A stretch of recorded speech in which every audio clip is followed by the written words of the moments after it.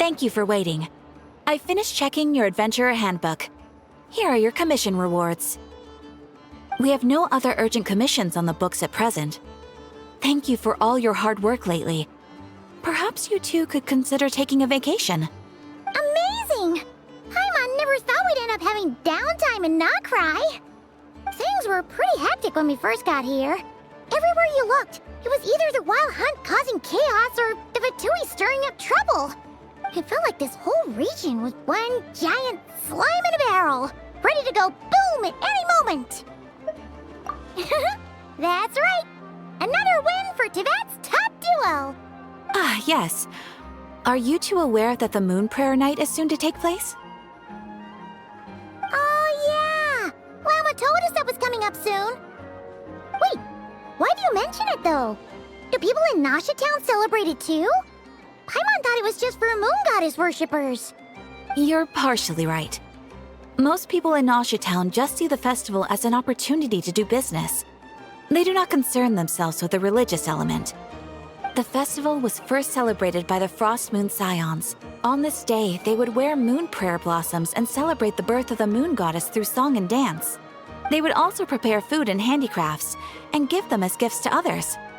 Over time, it became Nod-Krai's most lively festival. Oh, sounds like fun! Great! Well, in the meantime, since Catherine doesn't have any commissions for us, let's focus on some personal business instead. When we first got here, you mentioned that this was where your spaceship landed? We didn't get to follow up on it at the time, because we got wrapped up in that whole Rerir situation, but now we can finally start investigating it properly. Well, there's a saying Paimon's heard around these parts, which goes, if you lift up a rock, you'll find something you weren't looking for. By that logic, you'll never find what you're looking for while you're searching, but the moment you stop looking, it'll jump right out at you. Could be worth a try though, right? Anyway, Paimon suggests we focus on other stuff we want to do for now, and just keep an ear out for spaceship-related intel as we go.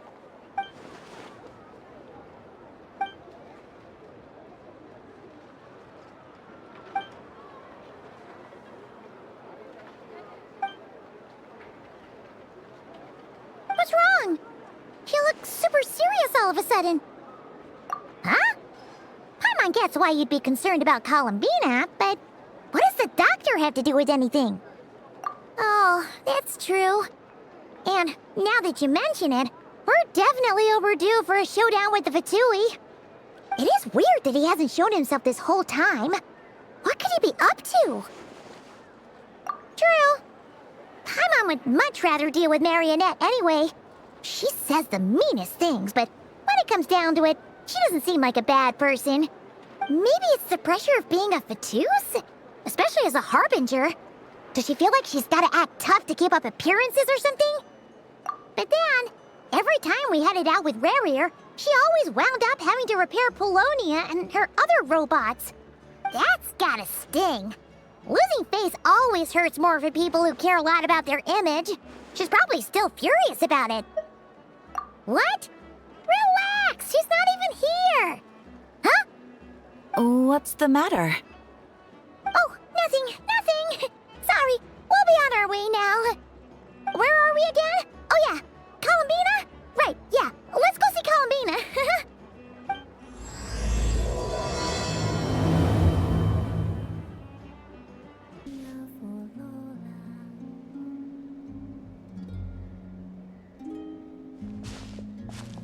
Hey, she's sitting up! Is me sitting here a rare sight? No, we just thought you'd be resting. Perhaps I would have been, were it not for the sudden arrival of some unexpected guests. Not that I consider it a disturbance. After all, you are the only ones who are free to enter. Would it not be a little unfriendly of me to lie down while we speak? I didn't realize you put so much thought into little things like that.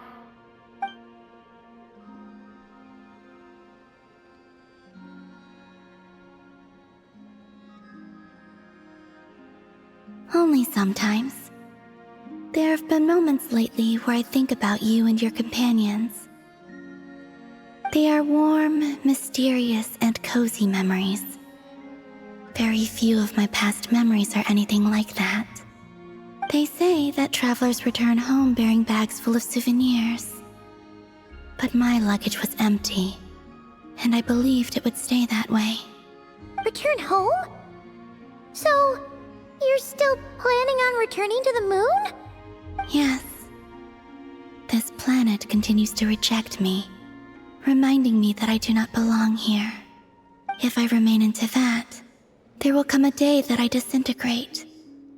And I don't mean reduced to dust, or turned into food for the flowers. I mean, I will cease to exist entirely. Alright then. Well, we're sure gonna miss you. But it sounds like we'll have to say goodbye. How do you intend to return? The moon prayer night is soon to arrive. On that day, the moon will be closest to Teyvat. The Kuvaki in this land will reach its peak at that time. I merely need to grasp the tide, and with relatively little effort. Oh, Paimon gets it! It'll work like a slingshot! You make it sound like she's gonna get blasted up to the moon. If I did that, I suspect I would crash into the false sky. I will be using a much gentler approach, but I do like the analogy. It's fun. You see? She gets Paimon's sense of humor. In the blink of an eye, the time has come to part ways. It does feel that way, doesn't it? Time seems to fly fastest when you are enjoying it. I have always thought of myself as a wanderer on this earth, and it has never expressed any desire to keep me here. Yet, just as I plan to depart, it tugs at my arm. Is this a gesture of affection? Or is the world mocking me? Oh. Were you hoping I can answer that? Yes. You are a traveler, so you must have a lot of experience in this area. Then, what I would say is, enjoy the moment. That's right! Don't overthink it! Happiness is happiness and joy is joy! The point is to enjoy it, not analyze it! I see. Then what I would say is, even though I am very tired right now, I am still happy. I can't tell from the tone of your voice. Oh, really? You don't think I sound happy? I'm just kidding. I could tell you were in a good mood today from the moment we saw you. Ah, a joke. Albeit not a funny one. Anyway, I assume you're here about you-know-what. Give me your hand. Actually, it's not that. There's something else we wanted to discuss with you. Oh, then, do you still want to give me your hand? Or not? Sure.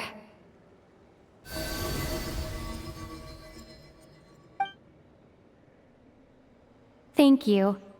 So, I've heard that in the moon prayer nights of the past, people here would hold celebrations in the moon goddess's honor. Since you helped so much in our fight against the Rerir of Solnari, I think you deserve a farewell party before you return home. I haven't asked everyone else for their opinions on this yet, but I'd like to invite you to join the upcoming moon prayer night. I've never joined a moon prayer night before. I'm not sure what I would even do. Oh, don't worry about that! We take care of everything! All you'd need to do is show up. Of course, there's no need to force it if you're not feeling strong enough. It's just, this kind of felt like a golden opportunity. But they call me Kuutar, and the Fatui have an arrest warrant out for me. I shouldn't appear in public right now. I'll make it work. You have my word. Yeah, we got your back! Well, she does. Paimon's actually not too sure what she's planning. All right, if you're sure. I will not refuse your invitation. I suppose it wouldn't hurt to pack a few more sights from this world into my suitcase before finally learning what my homeland looks like. Oh, if you see Lauma, Please tell her that my answer to the question she asked me is neither yes nor no. Rather, it is. There is no need. That was kinda cryptic, but sure. Guess it's between the two of you. We'll pass along the message. Bye for now!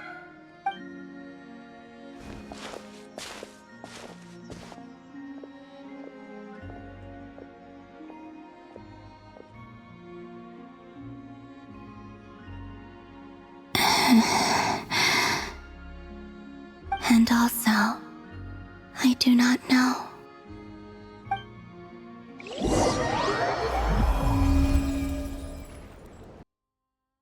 Also, what exactly is your plan to keep her safe? Not sure yet. I'll figure something out. What? Are you serious?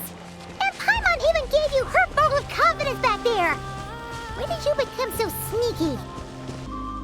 Hey, Llama! It's us! Huh? Varka? What are you doing here? Beats me. I had a bit too much to drink last night, and when I woke up, I was on Hisi Island. Mr. Varka is helping to oversee Nasha Town's preparations for Moon Prayer Night. He is here to go over some details regarding the decorations and custom cloth designs. Right, yeah, that too. What do you mean, that too? Yes, celebrating this festival is a long-held tradition here in Nod-Krai. On this day, the crescent moon at the top branches of the verdant crest turns into a full moon, and the moon prayer blossoms bloom with a special radiance. Our people take these to be blessed omens. It's an especially welcome event coming off the back of all that nasty business with Rerir. Everyone got put through the ringer recently, and now they're looking to turn their fortunes around. The big shots in town all agree that a big, lively celebration is just what we need to rebuild people's faith in this place. No wonder Catherine said the people weren't so bothered about the religious element. That's right. It's become more of a local custom by this point. The celebrations have little to do with whether the religious stories behind this event are true or not. Even the Frost Moon Scions are eagerly awaiting the coming of Moon Prayer Night, despite now knowing that their past beliefs were founded on a falsehood. That's fair. It's a bit like the lantern ride in Liyue. It's a chance for people to enjoy themselves, not debate the existence of the Adepti. Oh, one other thing! We just went to see Columbina. We went ahead and invited her to take part in the festival this time. Hope it's okay. Wait, so... you mean she agreed to it? Huh. That's quite a surprise. Then I suppose that she intends to return to the moon on that day. Oh, yeah! It's kind of a complicated process, but basically, it's like a slingshot. I understand. In truth, I had a feeling that she might make such a decision. Well, if Kuutar has decided to participate in the festival, we should prepare accordingly. Yeah, exactly. She was saying how it could be risky for her to show her face in public. We were wondering if there was any way we could hide her. Unfortunately, the people who carved the statues did an excellent job of capturing her likeness. It will be very challenging to hide a goddess whose face everyone is so familiar with. Darn! We may have bitten off more than we can chew here. Nah, don't sweat the small stuff. We can handle that. Huh? Are you saying you have a plan? Not as such, no, but the most important thing with a festival is to keep the mood light and your spirits up. You can't go preparing for a festival with those long faces. You'll never convince anyone to enjoy themselves. The Mondstatter spirit is strong with this one. As it happens, I agree with Mr. Varka. Let's start by making our appreciation for Kuutar the beating heart of the festive atmosphere. And who knows, once we get the ball rolling, perhaps everything will just fall into place. Hey! Did you catch that? Llama said the thing! Or close enough, at least. I'm looking forward to the Moon Prayer Night already. We have a festival in Mondstadt called Windbloom, and you can always tell which couples are celebrating it for their first time by the smiles on their faces. Big, beaming smiles like their whole face is glowing. And I have a feeling we'll get to see that same smile on the moon goddess's face at this festival. Not quite the same, surely. Anyway, I'll take care of business in the city, but I'll have to leave the decor up to you and the Frost Moon Scions. No one else can capture that traditional aesthetic quite like you guys. But lastly, there's the final key element that brings the festival to life. Companionship. Before you leave, let me show you something that we've been preparing. Mr. Varka had asked to see it already, so you may as well tag along. Also, I have some further questions about Kuutar's decision.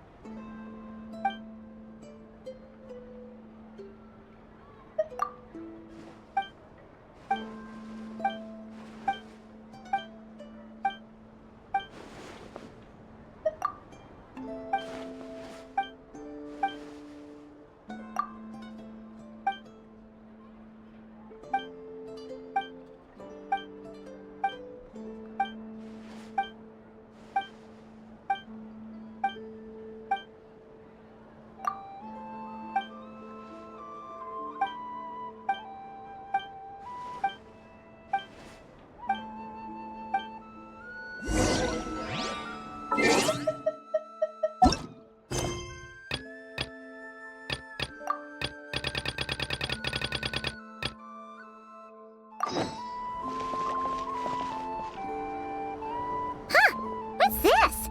They sure look like they're having fun. I believe so. Kuhenki seem very skilled at playing drums like these, although I'm not sure where they learned it from. Maybe it's an innate talent? In their eyes, they're probably just playing with toys. Wanatar!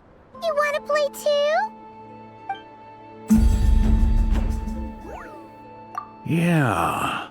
She looks more confused than anything. Maybe we can teach her next time if we get the chance.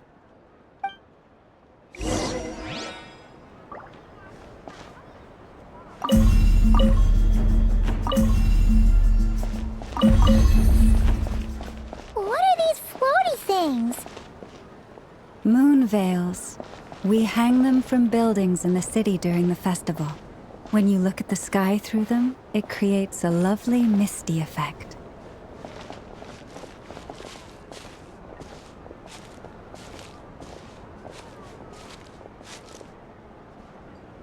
Everyone seems hard at work.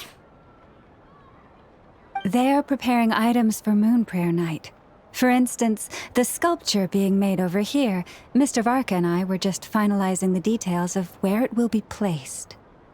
Ah, there she is. I didn't know the finished article would be so large. Not to worry, though. All the necessary arrangements have been made. Just let me know once it's ready, and I'll get some people to ship it over. You have my thanks. And over here, we are preparing a very traditional confection. Oh, look at all these colors! It looks great! Can Paimon try one? Of course. I have a feeling you'll like it a lot. You bet! Sweets and treats are Paimon's favorite. If you included those in the Feast of the Moon, I bet Paimon would have joined the Frost Moon Scions by now. There will also be verdant crests like this present in Nasha Town during the festival. The timing of Moon Prayer Night is not completely set in advance. We make a rough estimate, then observe the changes in the verdant crests and moon prayer blossoms to guide us. As such, the wait itself is a fun feature of this particular festival.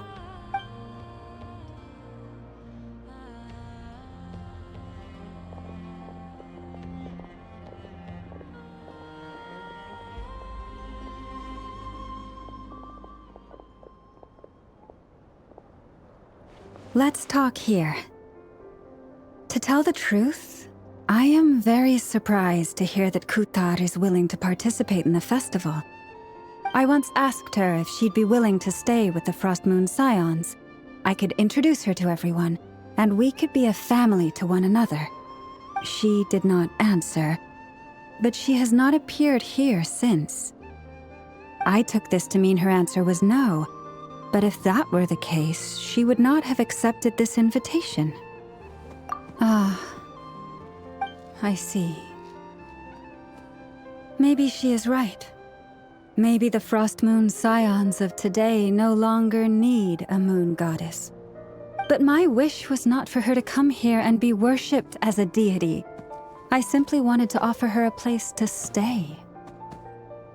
I'm sure she believes that showing herself here might invite Fatui intervention, and as such she does not wish to cause us trouble. But what really pains me about all this is that this is her birthplace. She ought to belong here, yet no one has been able to grant her shelter. I think I'm qualified to weigh in here. When someone's about to depart on a long trip, what they need is blessings, not burdens. We should wish her the best, not make the journey harder than it already is. Anyway, she's agreed to attend, hasn't she? All we need to do is simply respect her decision. I see your point. Yes, she will soon depart after all. Our job is to leave her with some happy memories. Besides, who's to say her journey to the moon is a one-way trip? It's not like she can't come back and visit if she wants, right? Paimon agrees wholeheartedly. Festivals are all about having fun, so let's keep it simple. All right, I'm gonna head back to Nausea Town soon. Want to come with? I'm guessing you have some other folks to visit there. Sure thing, let's go! Bye for now, Wilma! Thank you all. Goodbye.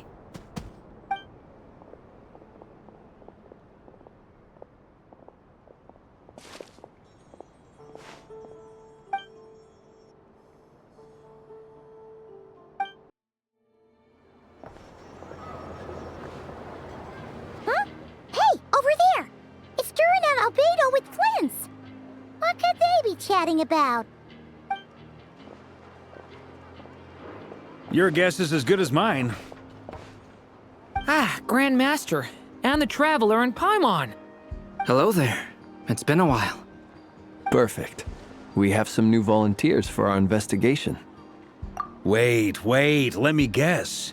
The righteous Lightkeepers are finally ready to hunt down the Abyssal Dragon? Haha. Yes, that too. Yeah, right! Oh, wait! Why does everyone keep saying that too? Well, to be precise, the facts match, but not the causality. Wait, so I guessed right? Half right. Don't act so impressed with yourself. Maybe I can explain. We ran into Mr. Flint's north of Nausea Town. At that time, we just noticed a few abyssal creatures out in the wild, but the strange thing was, I didn't detect any traces of abyssal energy on them at all. On closer inspection, we realized that they were not real monsters, but something akin to reflections in the water, or perhaps a mirage. Huh? What do you mean? Like, you could see them but not touch them? Exactly. It was very peculiar. They roared and tried to attack us, but we could not make any physical contact with them. I think I've heard of things like that happening in Nod-Krai before, but I don't know much about it. Yes, it's a known phenomenon. Mirage-like illusions tend to appear in Nod-Krai in the run-up to Moonprayer Night. From a distance, they appear quite real. I myself thought that Misters Durin and Albedo were locked in battle with abyssal monsters when I first arrived. But after sharing intel and investigating a little further, we can confirm that these illusions are harmless. There is no great cause for concern. All the Mirage stories I've heard are either animals, rocks, or small houses. Abyssal monsters, though? That's a first. It's a first for me, too. so I'm planning to look into it further just to be on the safe side. I intend to inspect a few more locations. What about you two? Any plans? Alice contacted me a few days ago. She'd like me and Durin to assist her with an experiment. But we lost contact shortly after receiving the message. I'm sure that comes as no surprise to anyone familiar with her. We don't know when the wind will blow, yet when the wind blows, we will know. That, in a nutshell, describes how Alice operates. Yeah, that tracks. Okay. Well, I suggest we investigate this Mirage business in the meantime. It's piqued my curiosity, and I'm pretty sure I know someone who will already be 10 steps ahead of us. Well said. Right? Whatever's happening in Nod-Krai, she always seems to be the first one to know. Let's go see what she knows. We can invite her and her staff to the festival while we're at it.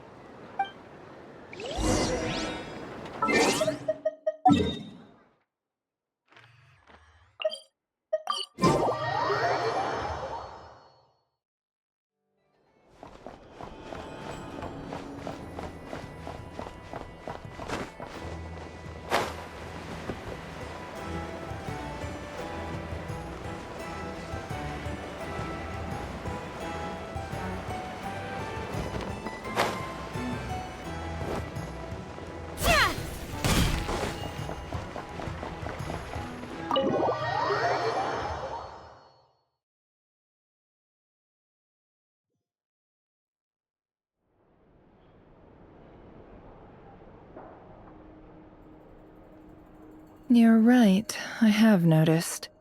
There's certainly something a little fishy about this situation. Only a little, though. Records indicate that this phenomenon can occur in the days before and following Moon Prayer Night. That said, it has always been a rare sight in the past. The odds of encountering these phantoms are similar to looking up in the night sky, happening to see a shooting star, and managing to make a wish before it disappears. But this time, either everyone's getting lucky, or they're appearing far more frequently than usual. Yehoda's out gathering intel as we speak. In the meantime, let me check off some points of interest. First, the Abyss. The ones we saw seem to be abyssal monsters. Indeed. But we have identified one location where many more of them have made an appearance. And not just monsters, but human phantoms too. Given the scale and nature of the phantoms, it's almost as if someone's last memories are coming to life. Or perhaps the memories of multiple people. Oh. So you mean the phantom monsters are hunting down the phantom humans? Exactly. The phantoms can interact with each other, but we have no means of intervening. In addition, some of the human phantoms would seem to be from the very distant past. This is clear both from the clothing they wear and the stories they tell. They claim to be from Hyperborea, a name which I've heard from Lauma before. If this is true, it means they must be from 6,000 years ago. Did Paimon hear that right? 6,000 years? It sounds like this merits further exploration. That'd be a big help. I'll leave it with you, Albedo. My knowledge of ancient history is non-existent. I used to doze off every time the pre-Knights of Favonius era came up in class. It's quite a miracle that you were able to understand these phantoms' speech, given how long ago they lived. I suppose you're right. But I'll leave the archaeologists to ruminate over that conundrum. As an intelligence broker, my sole interest is in the value of the information I gather. Which, in this case, hopefully means earning myself some good favor with our dear Lady Moonchanter. So calculating. Whew, this intel broker logic always catches Paimon by surprise. Sounds to me like we could split the work up. I think the abyssal phenomenon is best left to Albedo, Flins, and me. Agreed. It coincides with my duty as a lightkeeper. For my part, I'd like to understand the abyss better. Even a little knowledge would go a long way. This is certainly a rare opportunity to study the Abyss. But even rarer, perhaps, is the chance to make contact with the Ancients. The Curatorium will take the lead on investigating the Hyperboreans. We put in the work to learn what we know so far. It seems only fair that we get some quantity of exclusive intel. That just leaves our trusty team of 2 unassigned. Since you became an honorary knight, of course. This was part of my grand plan all along. Ha ha ha! Oh yeah! By the way, we managed to convince Columbina to come to the Moon Prayer Night celebrations. Would you and Yehoda like to join too? She agreed to that? Huh. Quite an achievement. Never underestimate the traveler, I guess. I'd be happy to join. No point shutting myself inside when the streets are all decked out. I doubt any clients will be visiting during the festival in any case. And Yehoda loves a party, so I'm sure she'll jump at the opportunity. No. No. No. No. No. No. No. No. No. No. Way to contradict me in front of... Wait. No, that's not what I have bad news, boss. So many people. All right, everyone inside. Quick.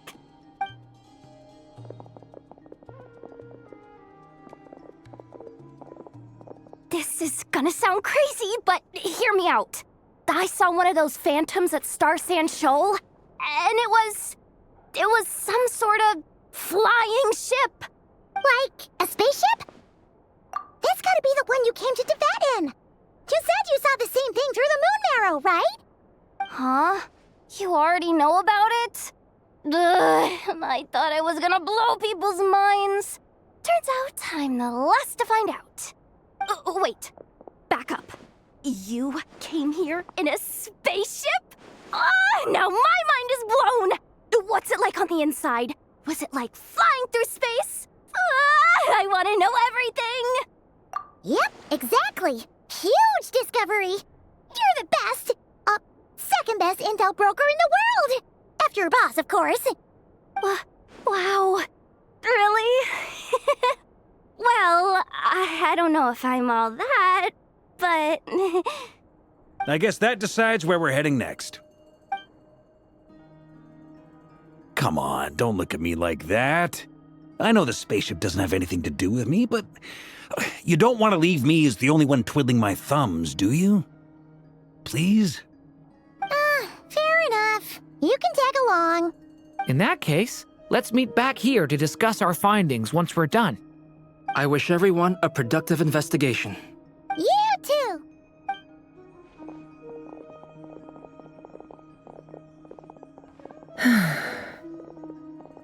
What's up, boss?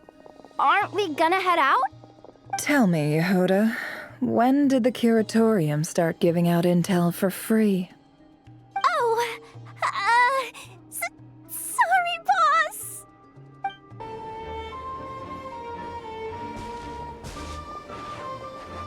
Wow, what do you know? Yehoda was right on the money.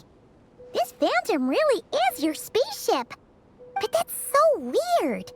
Why would it show up here? Is it some kind of projection? Or a ghost? Like, maybe it no longer exists, but somehow it left an afterimage? Ah, you're already here. Miss Lauma, what a surprise. I thought you were busy with festival preparations.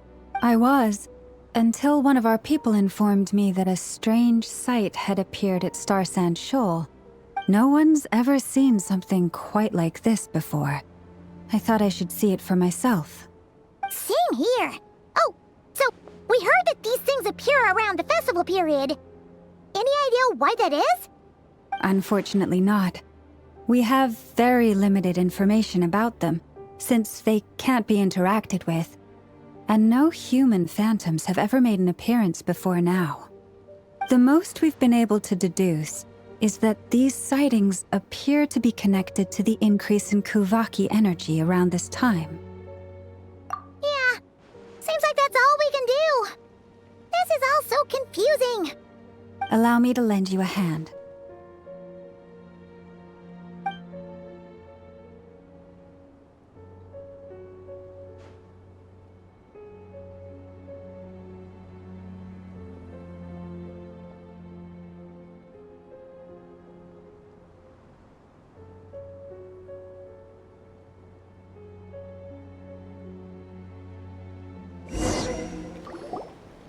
everyone. Our friend here should be able to provide us with some information.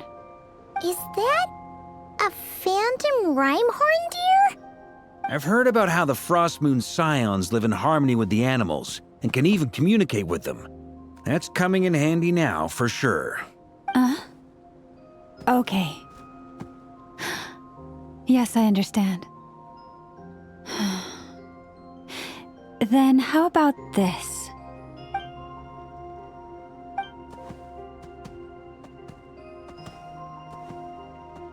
Oh, it's leaving. It appears to share our curiosity about this giant spaceship, so I asked it if it wouldn't mind investigating along with some friends. In return, I told it about some nearby spots where the wild fruit grows abundantly. We may live in a different era from these phantoms, but I trust that the terrain, climate, and ecology here are more resistant to the effects of time than some things are. Let's give them a moment and hope for the best.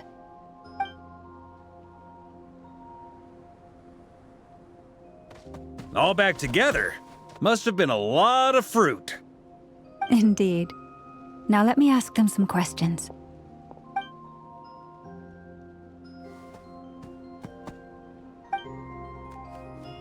It did find a lot of wild fruit, enough for them to feast for a long while.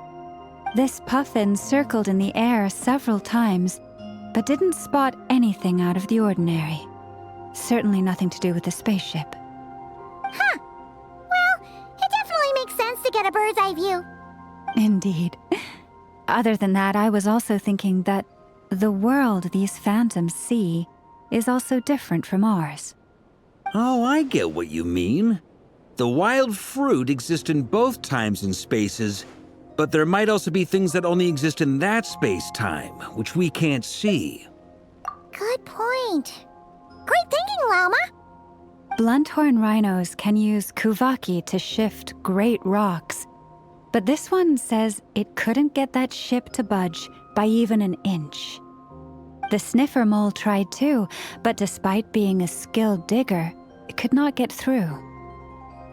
They say that the spaceship looks robust and undamaged.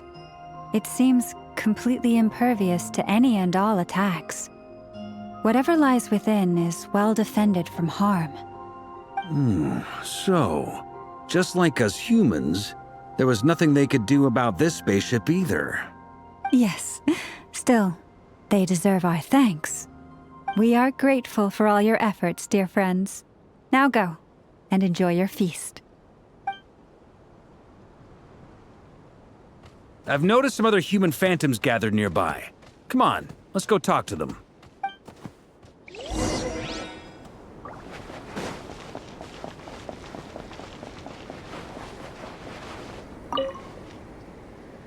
What is this thing? I've never seen it move, and there's no way to get inside. Goodness knows. My grandpa says it's been sitting here at least since his grandpa was still alive. What about his grandpa? Did he say anything to your grandpa's grandpa about it? Huh? I don't know. In all likelihood, it was here back then too. Hard to imagine something this huge could move. Guess that means that as far as they're concerned, this ship's been around a long time.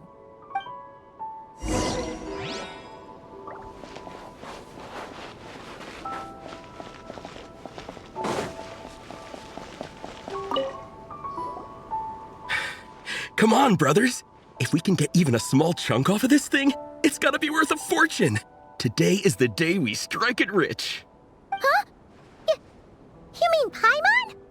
Yes, brother, I shall join you. Let's make our fortune. We should go with them. What the? This thing is crazy tough. I can't even scratch it. What's it made of? Sorry, brother. Looks like we'll have to seek our fortunes elsewhere. Enjoying yourself? I was just seeing if I could influence this phantom's perception by playing. But nope, no dice. I'm sure we're all starting to build up an idea of what's going on here now that we've spoken to some of the people. These phantoms are reenacting real historical events in Nod-Krai. It's almost like we're in some kind of interactive stage play. We can talk to the actors, but the plot is fixed, and we can't influence it. It makes sense. History is set in stone. The objective facts of the past cannot be changed. Paimon totally thought you were just goofing around earlier. But actually, you were doing some serious investigating. Of course I was. Anyway, at this point, I think we're forced to conclude that although the Phantom spaceship is right there in front of us, we aren't going to learn much about it from these people.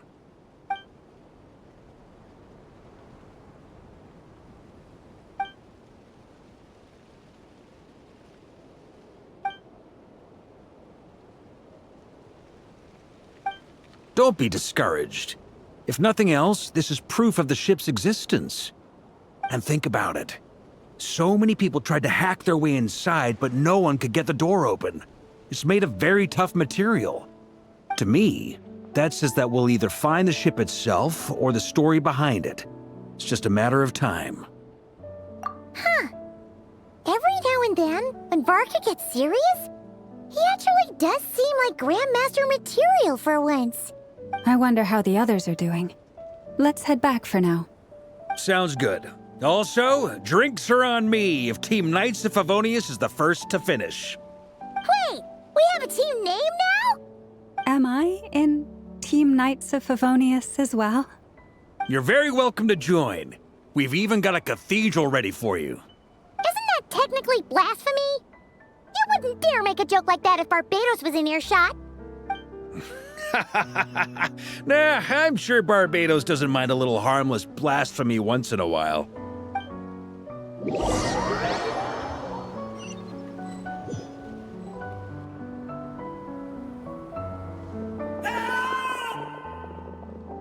Oh, no! Get away! Oh.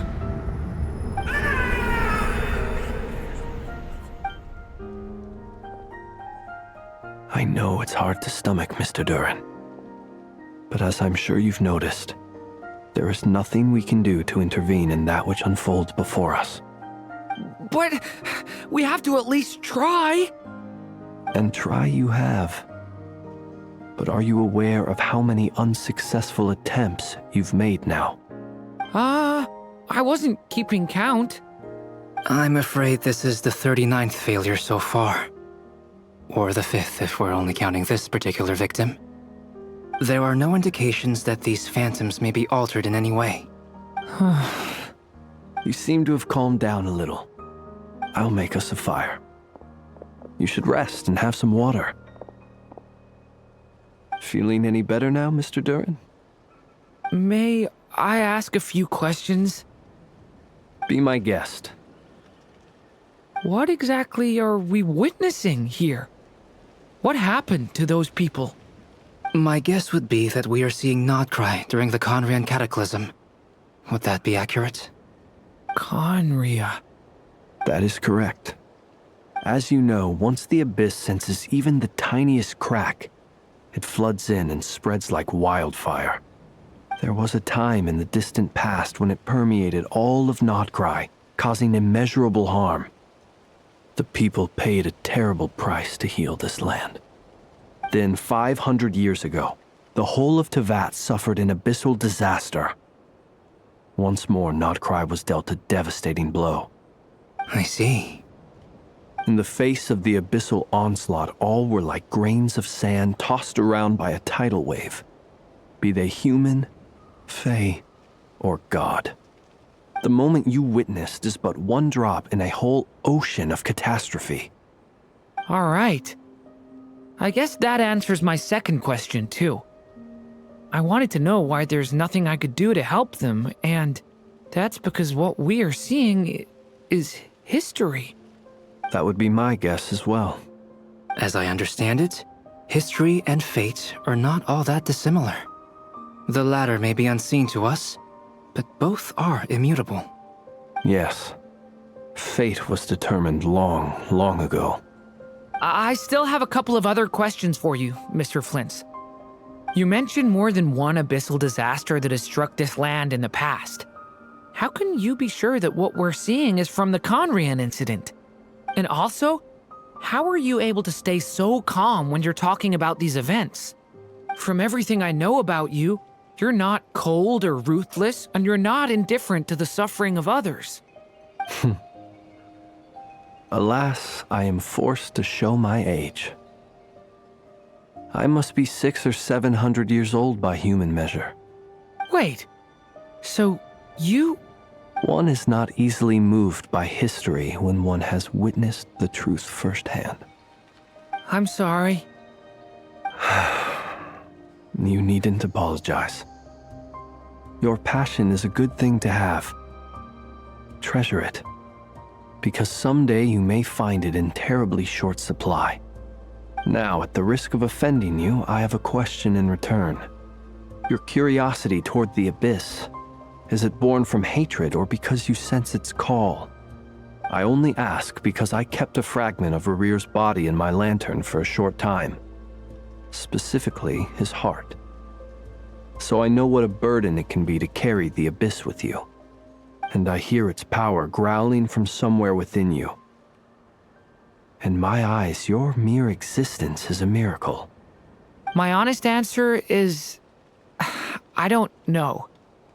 I don't think I have the confidence to say for certain. What I will say is the abyss is not the only issue that haunts me.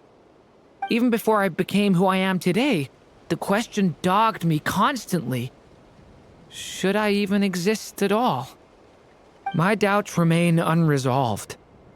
But when we fought Rerir, something became a little clearer to me. Sometimes it is the darkness within us that allows us to achieve the impossible. I certainly got the sense from your 39 attempts that you were trying to achieve the impossible. It sounds like you've resolved to see the truth for yourself. Absolutely. In that sense, he and I are quite similar. Then I wish you every success. I look forward to the day of your transcension. Well, if everyone's caught their breath, I suppose we should head back. Oh, and one last thing. I'd appreciate if you kept our discussion about history a secret.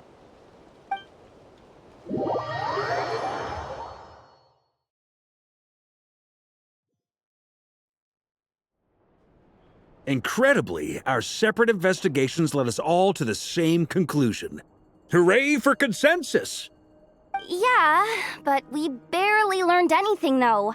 I totally thought this would be the mother lode. Talking with the ancients? I mean, come on! But nope. All we got was useless snippets of conversation. And all this stuff about moons and hyperopia. What a load of baloney. Seems like people back then had a few screws loose. I understand your frustration.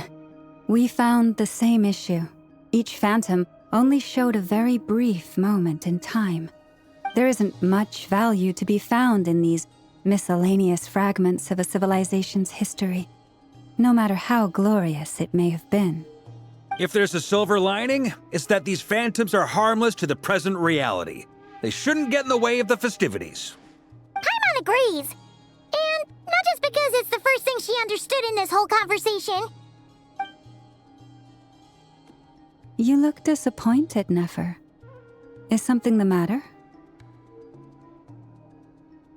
What do you think? We all worked our tails off, but the only one to gain anything from it was you, Lady Moonjanter. Well, please do share the Hyperborean records with me. I will gladly inscribe them in our people's documents. Oh, duh! Yeah! That was it! Hyperborea! Hyperborea. I'm serious. Only an expert in the Frostmoon Scions and their history can turn these records into valuable research material. The alternative is to let them gather dust on the Curatorium's storage shelves until the pages turn yellow. Nefer, you're wise enough to know that cooperating and sharing the profits is the best course of action here. Well, that goes without saying. Sure, let's do that. Huh? But didn't you say we aren't supposed to give out intel for free? Sorry. Shutting up. Now is not a good time to push Nefer's buttons. Anyway, back to Moon Prayer Night. I'm thinking that we should prepare something a little special, aside from the usual decorations and so on. You mean a parting gift? Can't go wrong with food. Although, does food go bad on the moon? Perhaps a lantern would be a better choice. It might be dark up there. It could prove difficult to light a lantern on the moon. Magical stones might serve that purpose better. What about a clockwork mecha model from Fontaine? I've got a whole bunch at home. I use them for fighting practice in my free time. None of these sound like things she would be even remotely interested in. But we don't interact with her enough to know what she likes. Yeah. It would really save us the guesswork if someone could find out what she's into. Wait, what the? Traveler? They're all looking at you.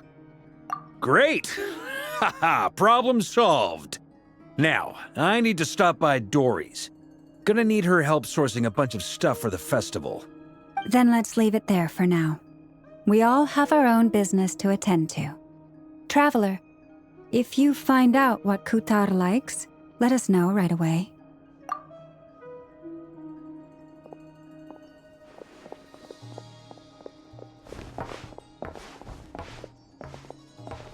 Is something the matter? I'm fine. It's just... I'm still feeling a little rattled after witnessing the horrors of the Abyss. But it's okay. This is something I have to work through. I'll be all right. Thanks for your concern. Well, don't put too much pressure on yourself. If you ever feel like something's wrong, physically or mentally, we're here to talk. Come on. Stop treating me like a kid. Columbina, we're back! Huh? She's not here. Weren't there a few Kuhenki here last time, too? Where did they all go? Walkies? For Kuhenki? You're not pets, you know. Oh, well, looks like we just came at a bad time. Let's try again tomorrow. There's still a few days until Moon Prayer Night, so we're in no rush. Besides, she needs time to rest anyway.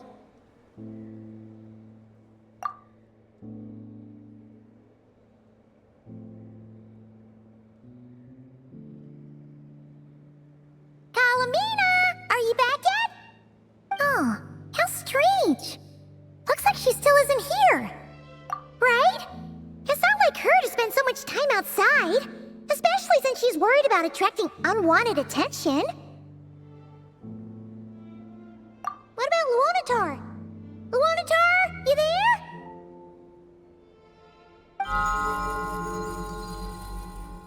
Hey! Do you know where Columbina went? Sorry, didn't understand. But if you know where she is, could you take us to her?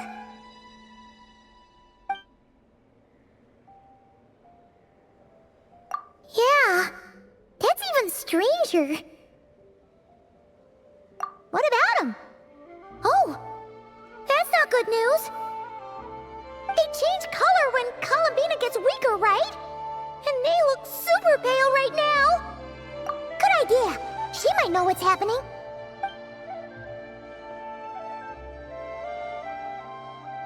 Lama! Ah, it's you. How is Kuutar? Is she okay? No, she hasn't. I came here to check on her after I noticed the flowers had changed color. Based on past precedent, she must be very weak right now. Even getting up to walk would be a struggle. It seems unlikely that she wandered off outside. Not to mention but she doesn't do that at the best of times either.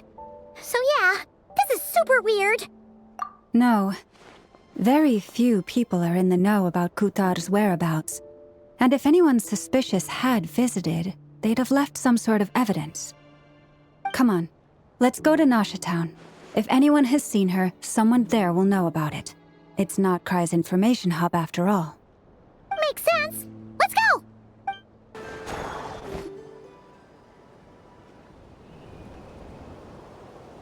Wait a moment. Is it just Paimon, or is this stall kind of suspicious? It's never been here before, right? No, I don't recognize it. Alas, your free and easy adventure time is over. Now, prepare to face the final boss of Nod-Krai. Whoa! Where'd that voice come from? Not sure, but it's definitely hostile. No, not that way. The final boss is right here. The sniffer mole? That's the final boss? Surely not. Also... Okay, the jig is up. I'll stop teasing you. Turn around. I'm right behind you. It seems I've managed to leave quite an indelible impression, even though you've never seen my face. Ah, nothing could make a great mage more pleased with herself.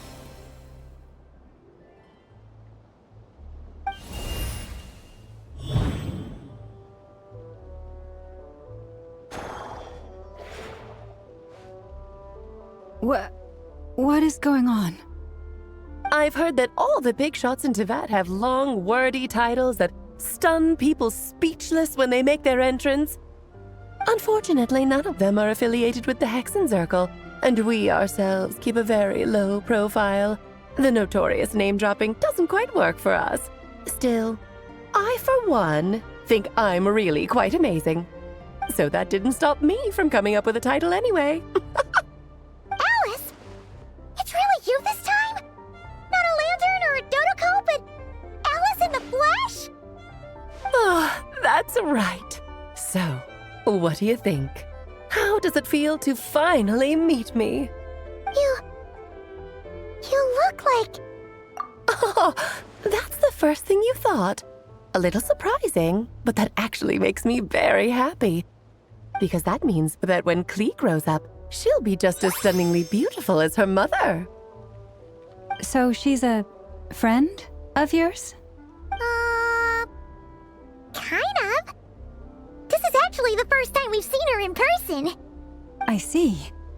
Madam Mage, that was, quite a powerful entrance. I certainly won't be forgetting it anytime soon.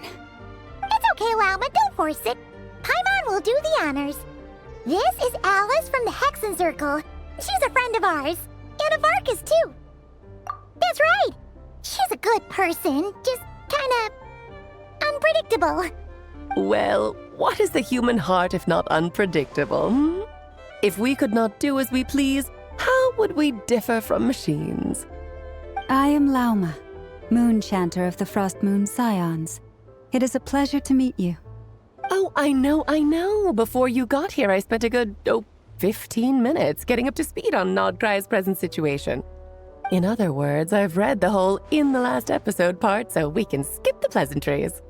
Fair enough. Well, Miss Alice, I can already tell that you have quite a unique personality. He'll get used to it. Paimon sure is. So anyway, what are you doing in Nod-Krai, Alice? Oh, I thought I told you already. This time, I'm the final boss.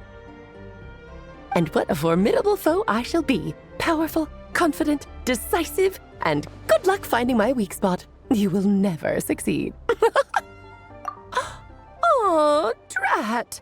My one weakness, and you found it in an instant. Fate has been dealt a devastating blow. Thus falls the great Dodo King. Why are you playing along with this nonsense? For funsies, of course. What's wrong, Paimon? Are you disappointed in me? Am I a gigantic letdown? No, it's just... You seem like a busy time you've shown up in person. Paimon figured it would be for something more high stakes than just goofing around. You're quite right. I'm here in Nod-Krai because something big happened. Something big enough it caught the attention of the Hexenzirkel.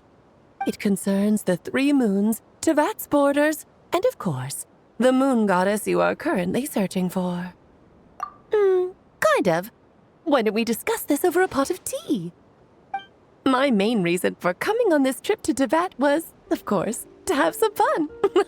But I do technically have a job to do as well, namely, maintaining the stability of Teyvat's borders.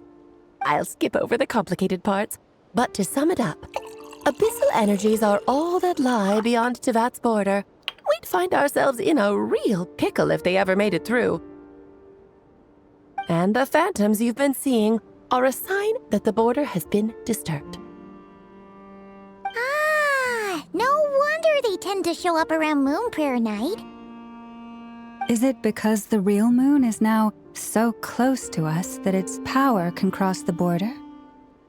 In part, but only a negligible amount passes through. Just enough to influence the verdant crests and so on. And as you've noticed, there has been an unprecedented number of phantoms appearing this year.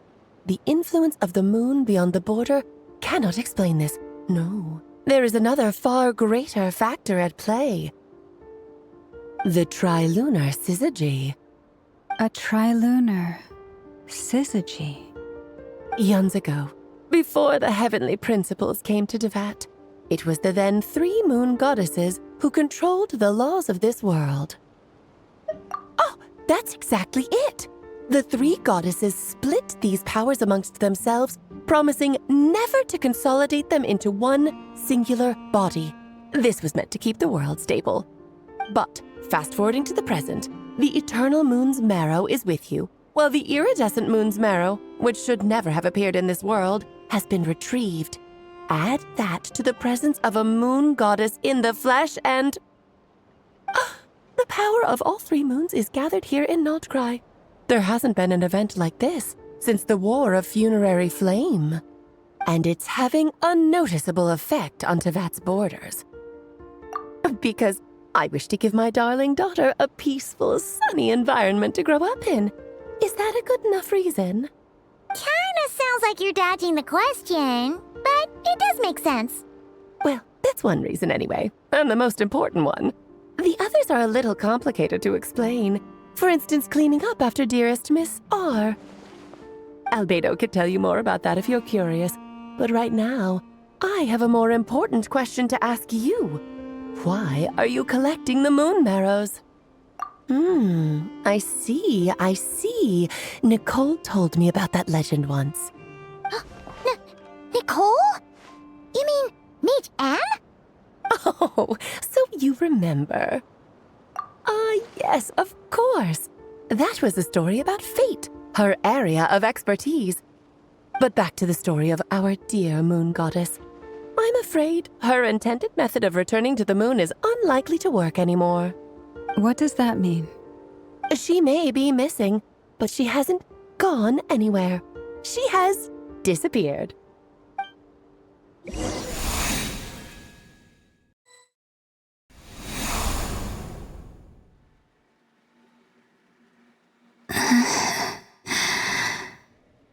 My body is so heavy. Wait, no. It's my mind that's heavy. My arms and legs are as light as a feather. What's happening to me? I feel drowsy, like I've been asleep for too long. Is it daytime or nighttime? Is the moon out? I think I'll go for a walk.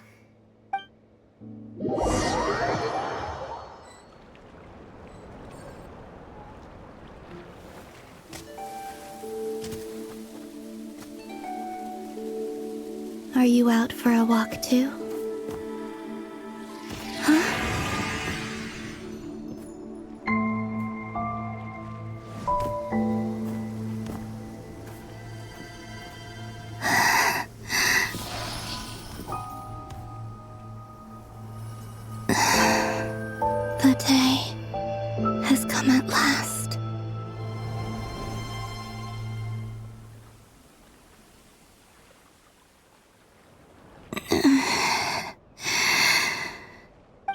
grown so weak that I can't even sustain my physical form. But Moon Prayer Night is nearly here. I was so close to returning home. Death is near. Is this how it ends for me? Will I return to the moon after I disappear? Or... I don't want it to end like this. So far, at least, I still exist. Even if not physically, I can still feel. But as my power wanes, I'm sure that too will fade. I suppose I might take one final look at this world. The world where I was born.